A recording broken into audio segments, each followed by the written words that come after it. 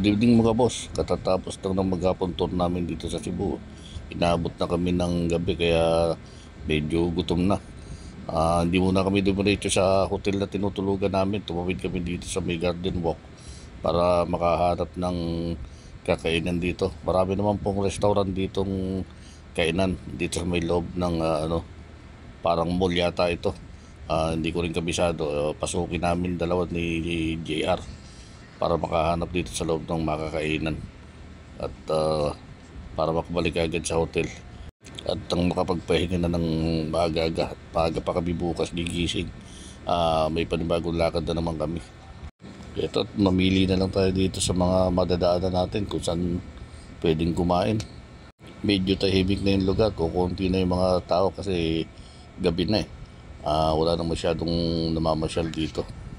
Ikutin natin itong lugar para makahanap tayo ng makakainan dito.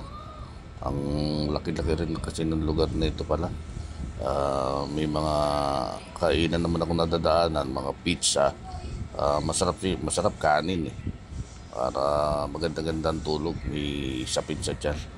Dito sa banda rito, yan, lakad-lakarin lang natin. Ito, parang meron ditong salamin. Ito to. Dito na siguro. Okay na dito. Malapit. Ayan tumbok mo lang. Pwede na rito. Kukunti ang tao. Tama-tama.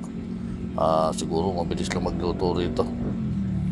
Eto, sinasalubong na kagad tayo ng menu. Inabot na sa atin itong pagpipilian nating chow. Fast forward na. Ito na yung in-order namin. Banat na. Nakakagutom na talaga. Birahin na namin ang birahin ito para mabilis matapos. Saglit lang kagad, wash out. Bayad naman ang kailangan ngayon. Ayan na, nagbayad na kami. Binalik na yung sukli namin at kami lalabas na. Makapunta muna dito sa may bibili kami ng mainit na sabaw, noodles para sa madaling araw.